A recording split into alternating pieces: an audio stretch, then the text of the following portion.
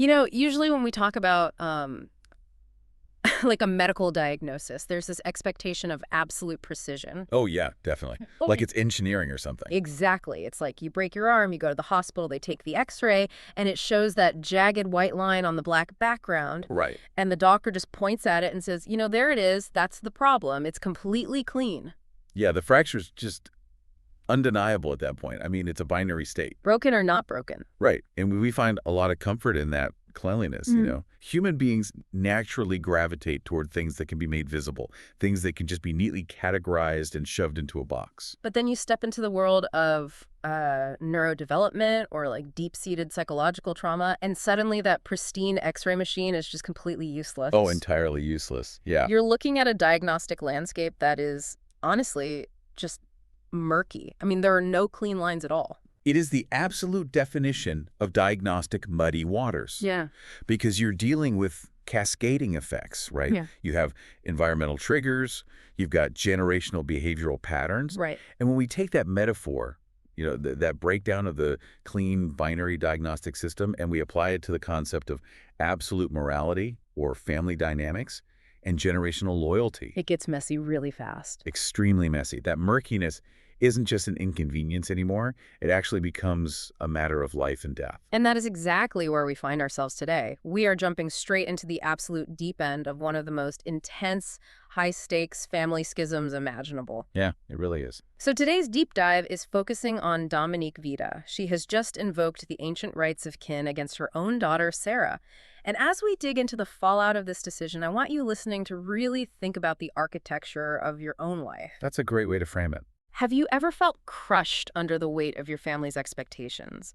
Or, have you ever had that sudden, terrifying realization that the strict, unbending rules you were raised with, the absolute truths handed down by your parents, might actually be fundamentally flawed? Which is such a relatable experience for so many people. It really is, because what we are looking at today takes that deeply relatable, very human realization, and it weaponizes it. It weaponizes it to a catastrophic degree. I mean, we see the immediate, visceral toll of this weaponization right from the opening moments of our source material. Oh yeah, it drops us right into the chaos. Exactly. We are right there in the passenger seat with 19-year-old Adia Vida. It's like 5:52 in the morning on a Saturday in November, and she is just tearing down the highway toward Acton, Massachusetts in a Chevy, pushing 90 miles per hour. And we really need to look at Adia's physical state here, because it is basically a perfect manifestation of the psychological car crash she is currently experiencing. Oh, her physical condition is horrific. Right. She's driving with 2 broken fingers on her left hand that are so swollen and mangled they won't even wrap around the steering wheel. She's got a minor fracture in her arm from earlier in the week. Yeah. And the stitches holding a deeper wound together are actively tearing and bleeding right through her clothes. She had just been thrown backward through a bay window and into a garden statue during an interrogation. But the wild thing is, the physical destruction is entirely secondary to her right now. She's barely even registering the pain. Not at all. Her body is running entirely on adrenaline and shock. Because the psychological bombshell she just uncovered has completely overridden her physical nervous system. So she just brutally interrogated a human blood bond, right, to find out the final fate of her sister. Yes, and she walked into that interrogation fully expecting, perhaps even hoping, in this really dark, pragmatic way, to hear that Sarah was dead. Which sounds awful, but in their world... In their world, it makes sense. It would be a tragedy, yes, but a clean one. To go back to your analogy, the X-ray would show a clean break. Right. But instead, she gets the most murky, devastating news a Vida witch could possibly receive. Sarah survived the transition. Which is just wow. Yeah. She woke up, she weathered the agonizing biological transformation into a vampire, she hunted, and she chose to live. She didn't walk into the sun, she didn't end it. Exactly. She is currently taking shelter with Nicholas and Christopher, which is even worse, because those are the very ancient vampires whose blood accidentally catalyzed her transformation in the first place. See, I try to put myself in Adia's headspace here. For literally any other family on the planet, finding out your teenage sister survived a fatal encounter would be the greatest miracle imaginable. You'd be thrilled. You'd be throwing a party. You would drop to your knees in gratitude. Yeah. But for the Vidas who pride themselves on being the apex predators of the hunter world, like the absolute pinnacle of anti-vampire martial discipline, this isn't a miracle. No, it is an existential catastrophe. It is the ultimate contamination of their bloodline.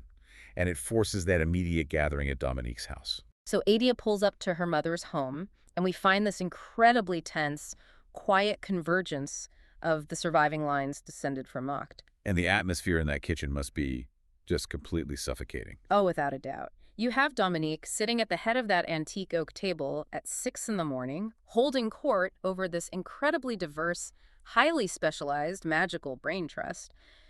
And the political tension in this room is just staggering. Let's actually analyze the sheer weight of who is sitting around that table because it perfectly illustrates the geopolitical fracturing happening right in front of us. Let's do it. So you have the Vidas, obviously, Dominique, Adia, and Zachary. We know their baseline, right? Raw, unfiltered magical power, physical supremacy, and an emotional stoicism that, honestly, borders on the sociopathic. And they're the executioners. That's their identity. Exactly. But then you look at who else Dominique has summoned to this meeting. Right. You've got Michael Aaron sitting there, and we know the Aarons are the offensive magic specialists, the quick strike hunters. But Michael's presence isn't just tactical. No, it's deeply personal. It's incredibly intimate and honestly incredibly cruel of Dominique to require him there. He was Sarah's best friend. He was her hunting partner. They dated. He loves her.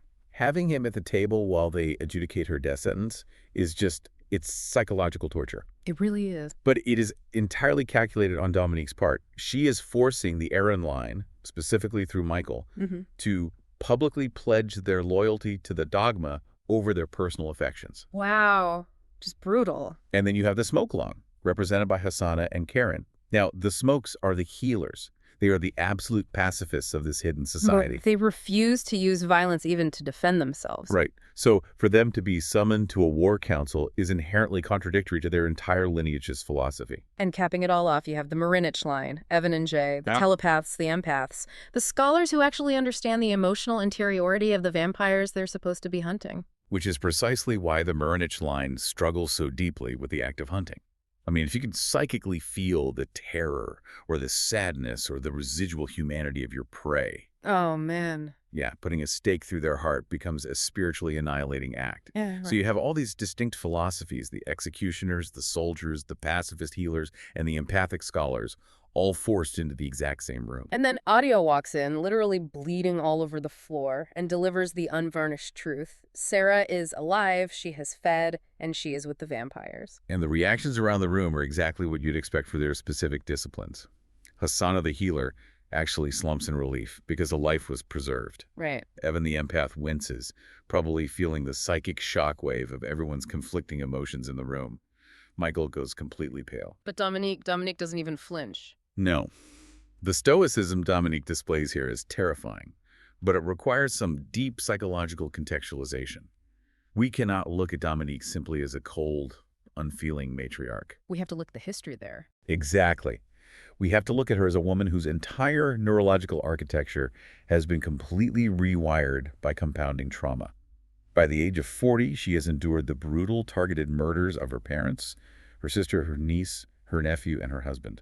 And we know how her husband Sarah and Adia's father died. He wasn't just killed in combat, he was systematically tortured to death, and his body was dumped on their own front porch as a message. Precisely. So to Dominique, vampires are not misunderstood creatures. They aren't victims of a biological pathogen. They are the physical embodiment of the cruelty that has stripped her life down to the studs. That makes a lot of sense. So when Adia tells her that Sarah is a vampire, Dominique does not see her daughter surviving. She sees the vampires orchestrating the most sadistic, deeply personal theft imaginable. Like they stole her. Yes, they haven't just killed Sarah, they have stolen her face, her memories, and her form, and they're wearing it as a mockery. So she stands up, and the temperature in the room essentially drops below absolute zero. She looks at this council and makes a declaration that leaves absolutely no room for debate. She says, "My daughter is dead. I know her killers." And she slams a sketch of Nicholas and Christopher onto the oak table. And then she crosses the Rubicon. She invokes the rights of kin. The invocation of the rights of kin is perhaps the most significant legal and cultural event to happen in this hidden world in millennia. It's a huge deal. This isn't just a severe family rule.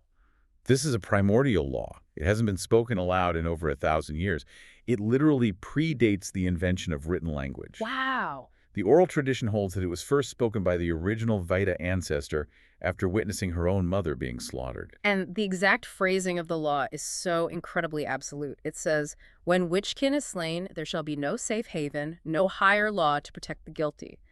Every hunter shall turn her blade to the task, and there shall be no rest until those responsible have been slain. It literally voids every other concept of morality, diplomacy, or sanctuary. I mean, it is essentially the nuclear option in supernatural diplomacy. Imagine a modern nation-state not just breaking diplomatic ties, but legally mandating a scorched earth total war draft where every single citizen, regardless of their profession or moral stance, is required by law to grab a weapon and march into a foreign country to assassinate a target. It's madness. It is a fascinating anthropological mechanism, though. In the earliest days of witch history, when they were a tiny, vulnerable population being hunted to near extinction by vampires, they needed a nuclear deterrent. They needed to survive. Right. They needed a law so absolute, so terrifying in its retaliatory scope, that a vampire would think twice before targeting one of their own. It was a survival mechanism. But invoking it now, in a modernized, complex world where diplomatic treaties exist, is catastrophic. And Hasana Smoke tries to stop it. She begs Dominique to look at the reality that Sarah isn't actually dead. But Dominique's eyes are just dead inside. She insists that there is merely a creature out there wearing her daughter's skin. And this is where the legal magic of their society actually forces compliance. Dominique looks around the table, and one by one, the representatives of the other lines have to say the word witnessed. Right. And witnessed isn't just them saying, yeah, I heard you. It's a magical, legally binding contract. Exactly. It completely binds their lineage to the hunt. Even Evan Marinich, who clearly finds the entire concept abhorrent, has absolutely no choice but to pledge his son Jay to the bloodshed. The rights of kin strips away all of their individual agency. It overrides the Smoke's pacifism. It overrides the Marinich's empathy. Everything. But I have to push back on Dominique's underlying motives here. I know she says she's doing this to let Sarah rest in peace, to stop this quote-unquote creature before it commits atrocities in Avida's name. But is she actually invoking this primordial law to protect humanity from Sarah? Or is she doing it to protect her own fragile, calcified worldview? There's a really sharp question. Because if she acknowledges that Sarah is a vampire, but is still fundamentally Sarah, that she still has a soul, still has a conscience, then Dominique's entire lifelong crusade, her absolute binary belief that vampires are purely evil, completely collapses. That is the crucial psychological question. And the evidence points overwhelmingly toward ego preservation and psychological defense. Dominique tells the room, my line has been savaged this generation. That's telling. It's deeply revealing language. She isn't talking about saving the world. She is talking about the pride and the victimization of the Vida line. Her entire survival mechanism relies on that binary you mentioned earlier, the clean X-ray. Vampires are evil, witches are good. So Sarah breaks that rule. If Sarah can be a vampire and still be good, then Dominique has to retroactively reevaluate every single kill she has ever made. She has to wonder if she has been murdering beings with souls, and that kind of guilt would shatter her completely. Right, so it is far easier to declare her daughter a dead monster than to grapple with the moral ambiguity of her survival. Precisely. And the most agonizing proof of how twisted Dominique's logic has become is the power dynamic she establishes immediately after the invocation. She needs a strike team. She has Zachary standing right there. He is 26 years old. He is a highly experienced, emotionally detached, ruthlessly efficient killer. He is the perfect weapon for a Black Ops assassination. But she doesn't put Zachary in charge. She puts 19-year-old Adia in charge. She looks Adia in the eye and specifically orders her to find the creature wearing Sarah's face and drive a knife through its heart. Why would a tactical commander put a compromised 19-year-old in charge of the most important hunt of the century? It makes no tactical sense. Because it isn't about tactics. It's a brutal test of absolute loyalty. Adia is the heir to the Vida matriarchy. Dominique knows intimately how much Adia loves her sister. By forcing Adia to lead the hunt, and more importantly, to strike the killing blow herself, Dominique is trying to ensure that the Vida line's absolute unbending devotion to the law remains uncorrupted in the next generation. If Adia can murder Sarah for the sake of the law, then the dogma survives. But what Dominique doesn't know, what she can't possibly factor into this sick equation, is that Adia is harboring an immense world-ending secret guilt.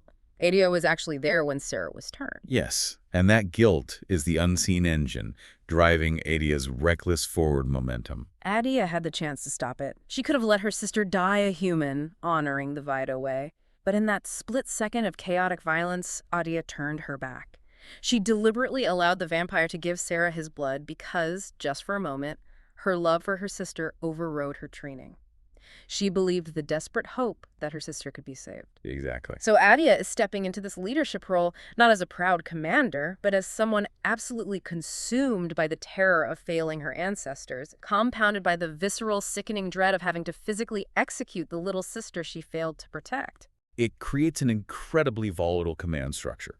The hunters have their marching orders, and they are bound by an uncompromising dogma that leaves zero room for negotiation. But we really can't fully understand the tragedy of this hunt without looking at the prey. Right, we have to see Sarah's side of this. We have to transition away from the cold, calculating, brightly lit kitchen of the Vida matriarch and step into the disorienting, biologically horrifying reality that Sarah is currently experiencing. And this is where the narrative completely upends everything Dominique just claimed. Because Sarah isn't some mindless beast reveling in her new, dark immortality. She is a deeply traumatized 17-year-old girl who has just woken up inside a corpse. That's exactly what it is. She is in the home of Nicholas and Christopher, the very beings she was trained to slaughter. And her first conscious experience as a vampire isn't power, it's a flashback. And we really need to dive into the biological mechanics of the vampire mind here, because it is fundamentally different from a human's. Vampires do not dream. Which is such a fascinating detail. Why don't they dream? Well, dreams are a function of a living, evolving, brain-synthesizing new subconscious narratives, right? Sorting through daily stimuli, creating abstract thoughts. But vampirism arrests cellular aging. It locks the brain's physical state in temporal stasis. It cannot synthesize new abstract subconscious imagery. So what happens when they sleep? Instead, when a vampire enters a rest state, they don't dream. They replay hard-coded engrams. They relive their most deeply entrenched memories with perfect, excruciating, high-definition vividness. They are essentially trapped in an eternal loop of their own trauma. Exactly. And the memory Sarah's stasis-locked brain forces her to relive right as she wakes up is from when she was 7 years old. She's sitting at that exact same antique oak table we just saw Dominique sitting at. And what is she doing? She isn't coloring. She isn't playing with toys. She is an elementary school student rigorously studying the ancient blood-soaked Vida laws with an 8-year-old Adia. Specifically, they're studying the core tenet. Make no deals, barter no honor. Teaching a 7-year-old to never compromise, to never show mercy. I mean, it's child abuse disguised as heritage. It is profound indoctrination. And in the flashback, young Sarah gets distracted by something incredibly simple and beautiful, right? The morning sun hitting a cut-glass window, throwing these little dancing rainbows across the kitchen floor. Just a normal kid moment. Right. She follows the rainbows, running toward the front door. She trips and falls. But she doesn't fall onto the hardwood. She falls into a massive, sticky, clammy pool of cooling blood. She finds her father's slaughtered body on the front porch. And the sensory details of this flashback are just horrific. He's covered in millions of tiny, agonizing cuts. And the dancing rainbows from the window are playing across his chalk gray, blood-slicked skin. It is the ultimate collision of childhood innocence and the grotesque reality of the secret war she was born into. And because she is now a vampire, she isn't just remembering this. She is physiologically re-experiencing the exact terror, the exact smell of the copper, the exact temperature of his skin. Yeah, she jolts awake from this flawlessly recalled nightmare, and the immediate reality of her new body is just as terrifying as the memory. She wakes up and her chest is tight with panic. As a human, your instinct is to take a deep, shuddering breath to calm your nervous system.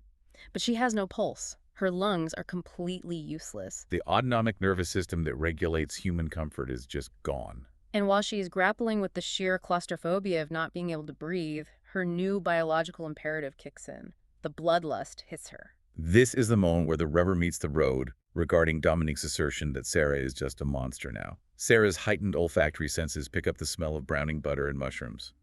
Christine, the human girl who lives in the house, is downstairs cooking breakfast. But beneath the culinary aromas, Sarah's new biology catches the rich, heavy, metallic scent of living flesh and pulsing blood. And the physiological reaction is immediate and terrifying. Her body momentarily, quote, glories in the prospect of sustenance. She looks at Christine, who, by the way, is a victim of immense torture herself, a completely innocent bystander in all of this. And for a horrifying split second, Sarah doesn't see a person. She sees prey, she sees food. The biological shock of this cannot be overstated. I mean, the best analogy I can think of to explain this level of physiological dissonance is to imagine someone who has been a devout, deeply ethical vegan their entire life, someone who is morally, intellectually, and spiritually repulsed by the idea of causing harm to animals. Right, someone who lives by that code. Suddenly, overnight, their biology is completely rewritten against their will. They wake up with an uncontrollable, painful cellular need to consume raw meat, and their brain is screaming at them to attack the family dog. Wow. But in Sarah's case, the ethical violation is infinitely worse because the biological drive is telling her to slaughter an innocent teenage girl making an omelet. It's an excellent analogy for the profound disconnect between her mind and her new body. But what makes Sarah's situation entirely unique and what ultimately disproves her mother's binary worldview is how she responds to that biological imperative. Right. She doesn't give in. She does not attack Christine. Instead, she weaponizes the very trauma that ruined her childhood. She utilizes the intense, borderline abusive conditioning her mother instilled in her. Let's talk about how she learned that pain suppression. Because after 7-year-old Sarah found her father's body, she obviously completely lost it. She threw a massive tantrum, screaming and crying, and she punched that cut glass window, shattering it and tearing her own hand to ribbons. A completely normal trauma response for a child. Any normal parent would grab a towel, hold their child, and rush them to the hospital while comforting them. What does Dominique do? Dominique decides this is a teachable moment about the dangers of emotional volatility. To teach Sarah that losing control has agonizing consequences, Dominique uses her magic to bind Sarah's natural witch healing abilities. That is just wow. She actively suppresses her daughter's magic, forcing her to heal from those deep glass lacerations at a slow, agonizingly painful human rate. It's staggering cruelty. It is. But structurally, it hardwired Sarah's brain to associate emotional outbursts with prolonged physical agony. The Vida training demands the absolute instantaneous compartmentalization of pain, fear, and desire. So now, sitting in that bedroom, feeling the agonizing scrape of bloodlust inside her veins, Sarah uses that flawless, traumatized discipline to shove the biological urge down. She puts it in a mental box and locks it. The irony is almost too heavy to bear, isn't it? Seriously. Yeah. The exact abusive upbringing that was specifically designed to turn her into a ruthless, unfeeling vampire executioner is literally the only mechanism keeping her from becoming the mindless vampiric killer her mother assumes she has transformed into. It's a brilliant paradox. Her humanity is being preserved by the most inhuman aspects of her training. And it really makes me rethink the entire pop culture mythology surrounding vampires. Usually we are sold vampirism as this dark, seductive superpower. You get immortality, you get super strength, incredible speed, heightened senses. Right, it's romanticized. But if we look at the mechanics of this world, if vampires are doomed to perfectly relive their worst traumatic memories instead of dreaming, and they are constantly battling a physically painful biological urge to hurt innocent people, is vampirism actually a superpower? Or is it just an incredibly durable psychological prison? It is unequivocally a prison. And the physical manifestation of that prison is written directly on Sarah's skin.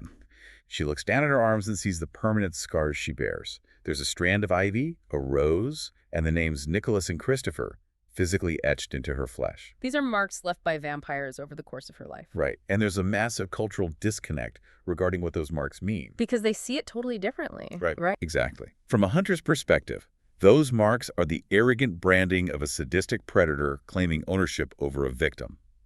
But from the vampire's perspective, those marks were given as a claim of absolute protection, a warning to other predators to back off. That's a huge miscommunication. It really is.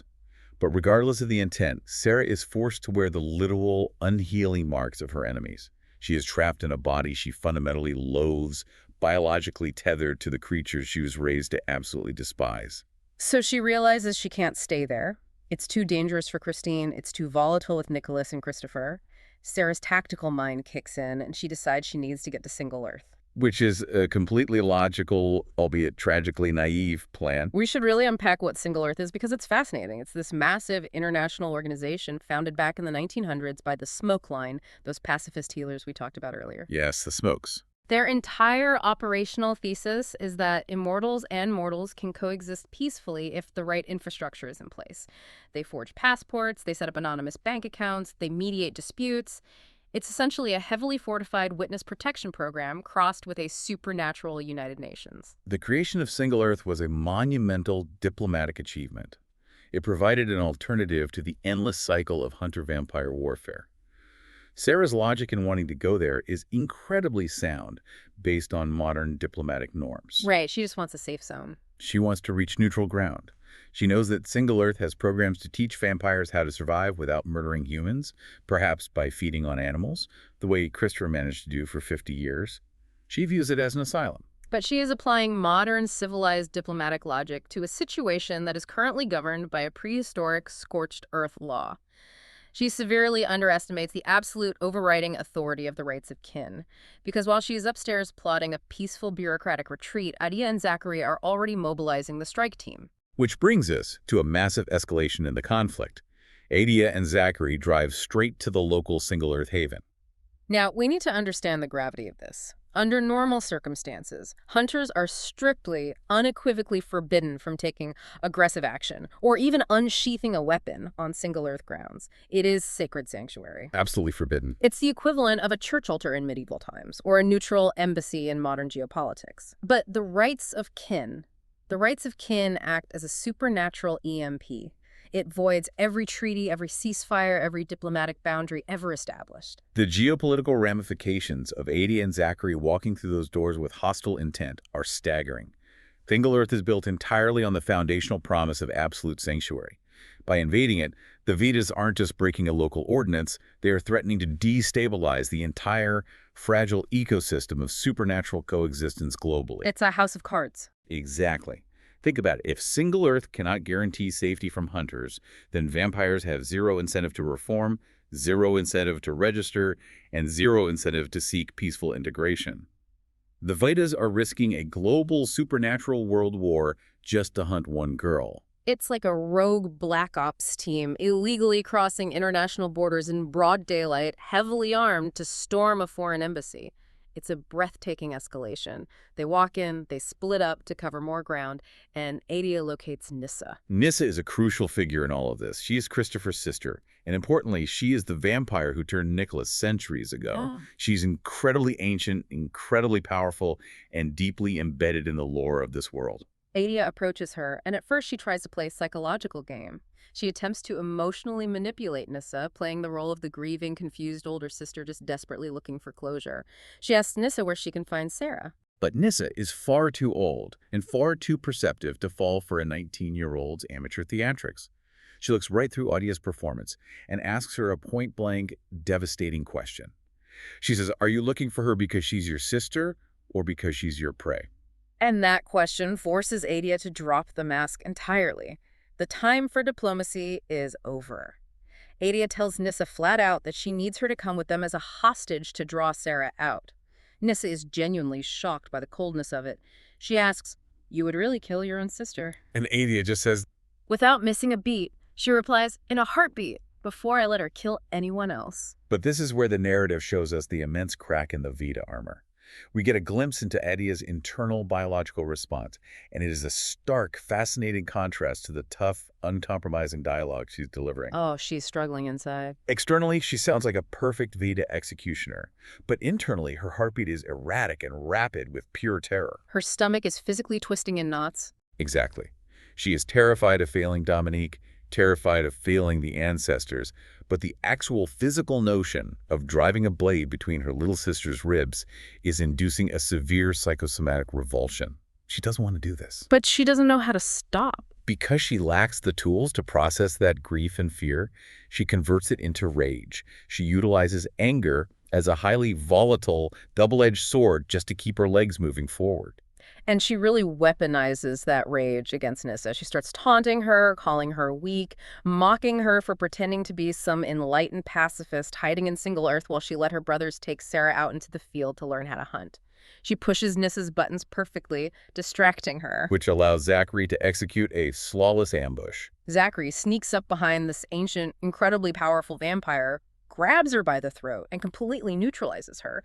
And I want to ask you about the mechanics of this, because he doesn't just put her in a chokehold. He uses his raw magical power to block her vampiric abilities. How exactly does Vita magic interact with vampiric biology to shut them down like that? It's basically a forced neuromagical grounding circuit. Vampiric strength and speed rely on a heightened flow of kinetic and mystical energy through their dead nervous system.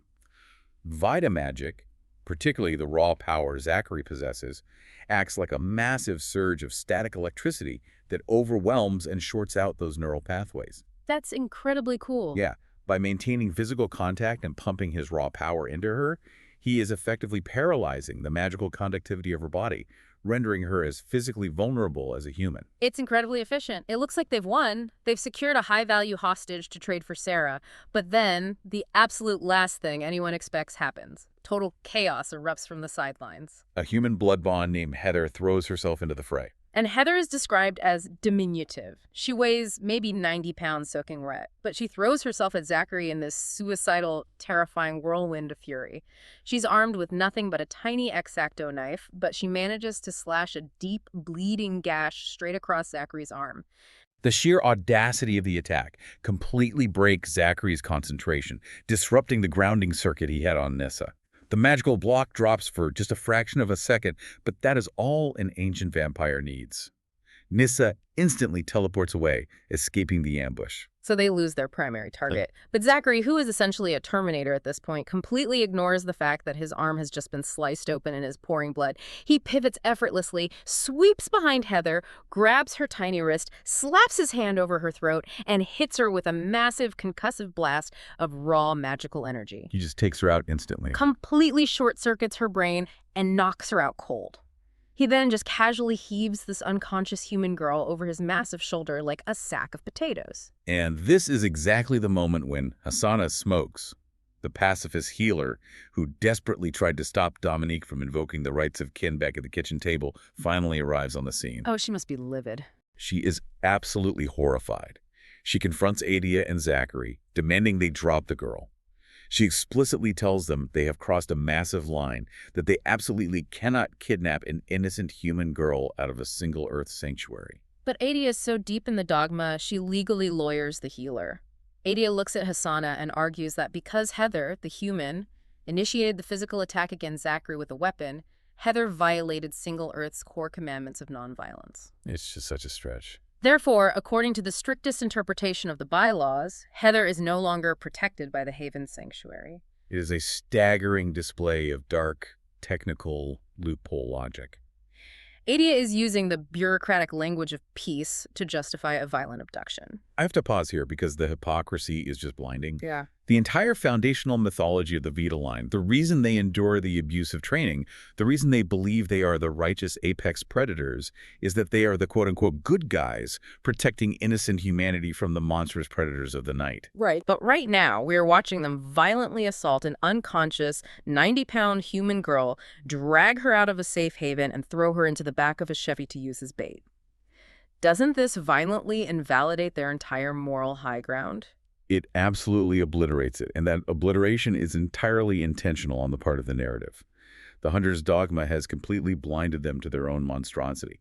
They have dehumanized the enemy to such an extent that the collateral damage no longer registers. They just don't see her as a person. Exactly. To Zachary and Adia, human blood bonds are not victims of vampiric coercion. They are merely extensions of the vampires they serve. They are property. Zachary even recognizes Heather. He knows she is the favorite pet of an ancient, notoriously sadistic vampire named Kaleo. And Zachary doesn't care. He actually relishes it. Precisely. To Zachary, Heather isn't a scared young woman. She is pure leverage. He explicitly admits that he hopes kidnapping her draws Kaleo out, because he wouldn't mind having an excuse to take a shot at the sadist. He views the impending, highly probable escalation of violence not as a risk to human life, but as a tactical bonus. It's wild. They throw this unconscious girl in the back of the car, slap some duct tape over Zachary's bleeding arm, and speed off into the morning. But actions have consequences, and kidnapping the favored blood bond of an ancient Roman vampire sends a massive, immediate shockwave through the supernatural underground. Oh, it really does. And it brings a deeply dangerous, totally unpredictable wild card crashing straight into Sarah's orbit. Which forces us to look at the other side of the board. We return to Sarah, who is still waiting at Single Earth, completely unaware of the violent abduction that just occurred downstairs. Right, and she gets a visitor. Karen Smokasana's daughter, another pacifist healer, sneaks into the room. And we need to recognize the immense risk Karen is taking here. Huge risk. By warning a declared target of the rights of kin, Karen is committing treason against the entire Hunter society. She risks being completely disowned, stripped of her magic, or even hunted herself. But she throws a duffel bag at Sarah and urgently tells her she has to flee immediately because the Vida strike team was just in the building. And the panic induces an instinctual magical reaction in Sarah. Before she can even process the logistics of running, she teleports away, guided entirely by disorientation and the subconscious pull of the blood that turned her. She materializes back at the house, right in the living room, with Nicholas, Christopher, and the human girl, Christine. She stumbles, and Christopher catches her. And because Christopher gave her some of his own blood earlier to help her survive the physical agony of the transition, their minds possess a rudimentary telepathic link. Right, through the blood. Through physical contact, Sarah can literally feel the massive wave of profound relief mingled with acute anxiety washing over him. It is a surprisingly tender, confusing moment of genuine connection between a hunter and her former prey. But that fragile moment is immediately violently shattered by the sudden materialization of Kaleo. Okay, we really need to spend some serious time unpacking Kaleo, because he fundamentally alters the chemistry of this entire conflict. Who is he, and where does he fit into this hierarchy? Kaleo is an ancient Roman vampire. He has survived for millennia. He is described as incredibly beautiful, deeply artistic, and absolutely irredeemably mad. His psychology is rooted in the extreme cruelty and casual possessiveness of the ancient world. But more importantly, we have to look at the lineage chain that connects him to this specific room. The genealogy here is just a total nightmare. It is a vertical monopoly of blood. Thousands of years ago, Kaleo turned Nissa. Nissa, centuries later, turned Nicholas. Nicholas turned Christopher. And Christopher's blood, just yesterday, acted as the catalyst to turn Sarah. So Kaleo isn't just some random bad guy. In vampiric terms, he is essentially Sarah's great-grandfather. And because of the ancient laws governing vampire lineage, he views everything beneath him in that chain as his personal property. Exactly. And Kaleo has materialized in their living room looking absolutely furious. He announces that the hunters have just taken Heather from Single Earth, and he demands that Nicholas and Christopher mobilize immediately to help him launch a rescue mission. The audacity of this demand is just staggering when you look at the history in that room. Nicholas is incredulous. He looks at Kaleo and asks, in front of everyone, why on earth they would ever lift a finger to help him. Because there's bad blood there. Tons of it. Because we have to remember, Kaleo is the vampire who previously kidnapped and brutally tortured Christine, the human girl, standing right there in the room with them for months, and drove her entirely mad, purely to spite Nicholas. The tension in this room is a structural powder keg. Every single person has a deeply conflicting, lethal motivation. You have Sarah, who was raised to exterminate vampires and currently wants nothing more than to decapitate Kaleo for what he did to Christine. Yeah, she wants him dead. You have Christine, a frail human who is visibly trembling in terror at the mere sight of her former torturer, but who refuses to flee the room out of sheer loyalty to Nicholas. And then the twins. Right, Nicholas and Christopher, who harbor a deep, violent hatred for Kaleo, but are physically and socially bound to him by the unbreakable hierarchy of blood lineage. And right in the middle of this standoff, the pieces click together in Sarah's mind. She processes Karen's warning, Heather's abduction, and the speed of the strike team, and she realizes the horrifying scope of what is actually happening. She realizes her mother hasn't just sent a search party, she's invoked the rights of kin. And then Sarah actually has to explain the lore of this primordial law to a room full of ancient vampires. It's a fascinating inversion of authority, right? The newest, youngest vampire in the room is educating immortals on a law so ancient it predates their own vast lifespans. And when Sarah fully understands the situation that her mother has declared total war and that an innocent human girl, Heather, was abducted as collateral damage in a hunt specifically designed for her, The ingrained Vida guilt completely overwhelms her. It's too much for her to handle. The heroic conditioning kicks in. She immediately calculates the tactical trade-off and announces that she is going to turn herself in to the hunters. It is the ultimate sacrificial play. She assumes that if she surrenders, her family will execute her, but they will release the human hostage, restoring the balance. But Kaleo shoots that plan down instantaneously. He laughs at it. He calls the entire concept absurd.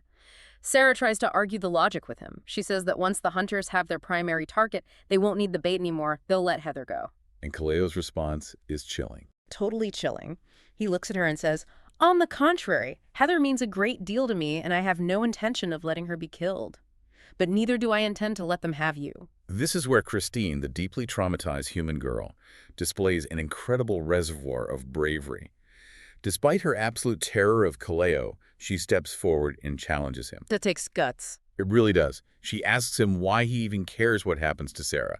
She accuses him of just being greedy, of simply not liking the idea of sharing his quote-unquote victims with the hunters. And Kaleo's response to Christine completely rips the lid off the deeply twisted, parasitical nature of vampire society.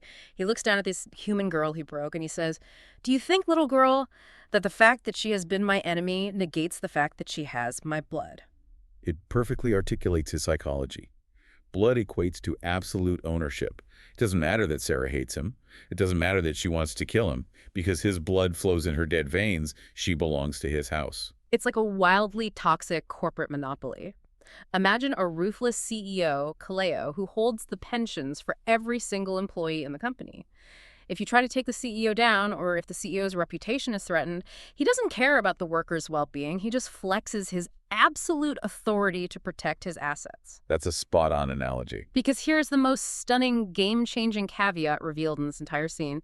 Sarah is furious. She is vibrating with rage. She wants to bypass the politics and just execute Kaleo right then and there to solve the problem. But Christopher steps in front of her and stops her. He is forced to reveal the true horror of the blood bond mechanics to her. Christopher tells Sarah that she cannot touch Kaleo because Kaleo is the vampire who originally blood bonded Christine during her captivity, and because of the way that dark magic works if Kaleo dies, the massive physiological shock of his death echoing down the bond will instantly, violently kill Christine. We really need to examine the biological mechanism of the blood bond because it is the ultimate hostage situation. A blood bond isn't just a psychic link or a magical leash. It is a parasitical overriding of the human's autonomic nervous system. It physically rewires them. Yes. The vampire's life force acts like an external biological pacemaker for the human's endocrine and nervous systems. The victim becomes entirely biologically tethered to their abuser's survival. If you remove the vampire, the pacemaker, the human system cannot regulate the sudden absence of that massive magical energy, and they go into immediate, fatal systemic shock. It is sickening. Sarah is forced to realize that she cannot exact righteous vengeance on the monster who ruined Christine's life because pulling the trigger would kill the victim she's trying to avenge. She is completely trapped in this suffocating web of shifting alliances. There's no way out. She has to actively team up with and protect the ancient monsters who ruined her life and Christine's life because her own family, the supposedly righteous hunters, have become an indiscriminate threat to all of them. It creates an impossible moral labyrinth. But I have to ask you to analyze Kaleo's true motivations here. Does Kaleo actually possess the capacity to care about Heather in any recognizable human emotional capacity? Or is he purely defending his property because allowing the hunters to successfully kidnap his blood bond makes him look weak to the rest of the predatory hierarchy? Based on his dialogue and his history, it is almost entirely rooted in possession and ego. He refers to Heather as his favorite, but observe how he discusses her recovery. He frames it as a logistical necessity, not an emotional imperative. Right, like retrieving a stolen car. Exactly. He advises Nicholas and Christopher to quickly warn their affiliated vampires that the hunters are actively targeting humans. He wants to secure his assets. Only after the assets are secured does he mention deciding how to, quote-unquote, remove the threat itself, which is a very sanitized tactical way of saying he plans to slaughter Sarah's entire family. He is managing a portfolio, not a family. And right in the middle of this incredibly high-stakes, multi-layered political and tactical maneuvering, Kaleo, with his ancient predatory instincts, notices something everyone else has missed. He looks closely at Sarah's eyes, and he sees the raw, unsuppressed bloodlust rising to the surface. The clock is ticking. He casually informs the twins that the small emergency amount of blood Christopher fed her earlier is burning off far too quickly. Under this extreme psychological stress, her new metabolism is crashing. She desperately needs live blood, or in large quantities, very soon, or she is going to lose her mind and go into an uncontrollable feeding frenzy. Which serves as the perfect ticking clock transition to the other side of this escalating war. Because while Sarah is trapped in a house full of monsters, desperately fighting her own biological urges to protect humans, the hunters are dealing with their hostage back at the Vida house. And things are falling apart there, too. Oh, totally. And their own deeply buried, unhealed psychological wounds are beginning to violently rupture. We jump back to Acton. Adia and Zachary pull up to the Vida house with an unconscious Heather in the back seat. They drag her inside, and they find Dominique waiting for them. But the dynamic in the living room is incredibly strained because they aren't alone.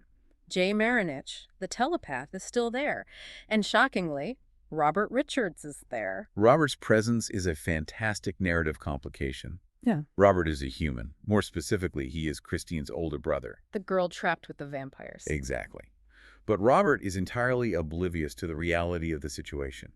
He erroneously trusts Nicholas, believing that Nicholas took Christine away to an asylum for her own good to recover from her mental breakdown. He has absolutely no idea he is standing in a room full of magical assassins preparing for a supernatural war. It's a room packed full of people who fundamentally do not trust each other, operating on entirely different levels of reality. Adia starts searching Heather's pockets for intel and finds a cell phone. She checks the call log and discovers a missed call from a local independent bookstore called Makeshift. And this is where Jay steps in. Right.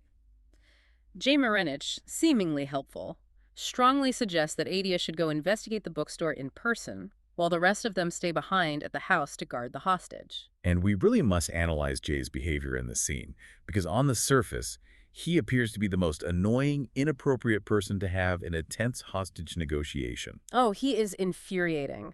While they are sitting there waiting, guarding an unconscious kidnapped girl, Jay literally looks around the room and asks, anyone up for a round of Go Fish? It's so inappropriate. When no one answers, he suggests they rent a video. He is being incredibly flippant, completely ignoring the gravity of the situation, which deeply, deeply annoys Zachary. But we have to look at the mechanics of Jay's magic. He isn't just being socially awkward.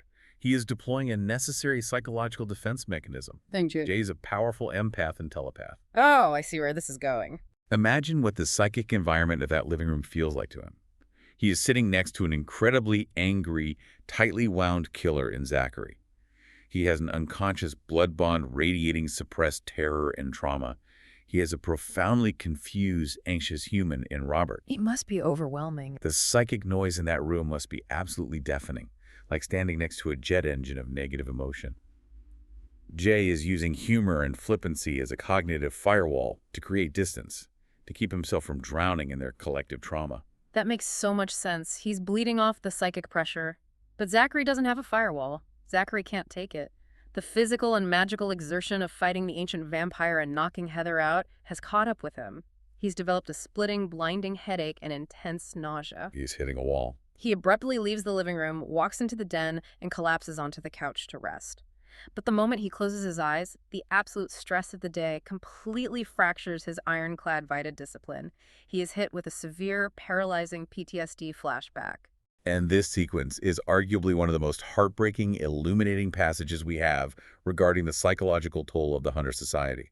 The stoic, unfeeling executioner dissolves, and we are taken back to the genesis of his trauma. We see Zachary when he was 5 years old. 5 years old, just a toddler, really. He remembers the exact moment his childhood ended. He remembers his mother going completely mad with grief.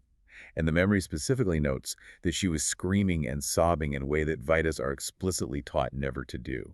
Her emotional suppression had completely failed. She just broke. Yeah. She stormed out of the house into the night. Yeah. His older sister, Jacqueline, was already missing, presumed dead or taken by vampires. And then his little brother followed their mother out the front door into the dark. And none of them ever came back. A 5-year-old boy watched his entire family walk out the front door and vanish off the face of the earth. Exactly. And the memory painstakingly details what happened next. 5-year-old Zachary was left entirely alone in a dark, empty house for days. He had to drag a chair to the kitchen counters just to scavenge for stale food in the cabinets. In his terror, he ran through the house and turned on every single light to banish the shadows, terrified that the monsters who took his family were coming for him. But then, and this is the part that just shatters me, his Vida conditioning kicked in, even at 5 years old. He remembered that a Vida is taught never to be afraid of the dark. Fear is weakness. Even as a kid, he felt that pressure. So this terrified, abandoned little boy went back through the house and turned the lights back off. He compromised with his terror by leaving just one single light on. And he sat there, alone in the gloom, until Dominique finally found him days later. She fed him and immediately told him to watch over baby Adia while she went out to look for the others. It is a devastating origin story. His entire adult identity, his stoic, perfect, emotionally detached hunter persona, was forged in the crucible of profound abandonment and the wildly premature burden of having to protect the remnants of the Vida line. He's still that scared little kid. He isn't a machine. He is a terrified 5-year-old boy perpetually trying to ensure the monsters never catch him in the dark again. If we pull back and look at the macro structure of this entire conflict, the parallel traumas binding these two factions become undeniably clear. Zachary's childhood was violently shattered by vampires, turning him into a cold, perfect, unfeeling weapon.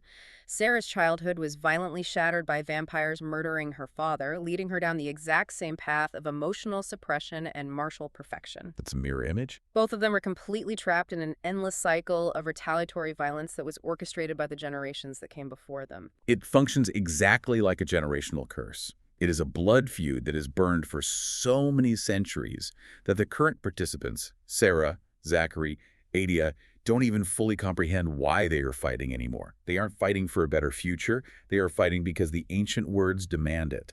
They are bound by the inertia of inherited trauma. It really forces you to reevaluate the entire moral landscape of the story. Is the real villain here Kaleo, the ancient sadistic vampire? Is it Dominique, the traumatized matriarch willing to murder her own daughter? Or is the true villain the rigid, unbending, ancient laws of the witches themselves? That is the tragic crux of the entire narrative. Laws that were originally designed thousands of years ago to ensure the survival of humanity have mutated into a dogmatic, inflexible religion. Dominique is so completely blinded by her rigid adherence to the letter of the law that she cannot see the spirit of the law has rotted away. She lost the plot. She is hunting her own daughter to preserve a rule book. Meanwhile, back at the vampire house, the reality of that rule book is crashing down on Sarah. Christopher pulls her aside and urgently warns her that she is out of time. She has to feed on live blood, or her biology will override her mind. And Sarah is hit with the horrifying, paralyzing truth of her immediate future. She calculates the odds of the impending conflict. She realizes that to survive the coming days, to protect Christine, to rescue Heather, and to simply exist, she's going to have to engage in physical, lethal combat against her own family. She realizes she might have to look her mother in the eye and fight her. She might have to strike down her sister, Adia. She might have to kill her childhood best friend, Michael Aaron. In order to survive the hunt, she has to become the exact ruthless monster that her mother firmly believes she already is. It is an impossible, heartbreaking paradox. The narrative completely inverts our expectations. The supposedly righteous hunters are acting like complete monsters, invading sanctuaries, kidnapping innocent humans, and threatening to execute their own family members over a point of dogma. And the vampires are showing mercy. And the vampires, the literal apex predators of the night, are the ones displaying moments of profound humanity and sacrifice. Karen risks her life to warn an enemy. Christine bravely stands up to her abuser to protect a friend. Christopher willingly drains his own blood to spare a human life. It's just brilliant storytelling, and it brings us to the end of our journey today. We have navigated some incredibly treacherous, murky waters, moving from the brutal, archaic invocation of the rights of kin in a quiet suburban kitchen to the violent invasion of the single Earth sanctuary, all the way to the terrifying realization of how deeply blood, trauma, and magical laws bind every single one of these characters together in a web of mutually assured destruction. It truly is a masterful, intricate exploration of the devastating impact of absolute rules. It proves the sheer impossibility of categorizing complex, traumatized people or creatures as purely good or purely evil. The X-ray is never clean. And as we wrap up, I want to leave you, the listener, with a final, provocative thought to mull over as you go about your day. We've spent a lot of time dissecting Sarah's upbringing. We talked about how Dominique forced her to suppress her emotions, how she magically bound her healing powers to teach her to ignore physical agony, how she drilled flawless, lethal self-control into her from the time she was 7 years old. All of that brutal training. Well, think about the mechanics of the fight to come. If Sarah actually manages to survive this upcoming apocalyptic war against her highly trained family, she will only be able to do so by utilizing those exact skills. It is a chilling, tragic prospect. The very tools Dominique honed to destroy the darkness are the exact tools that will ensure the darkness survives. Exactly. In a twisted, heartbreaking way, did Dominique's cruel, abusive, hyper-militarized training successfully create the ultimate, unstoppable vampire.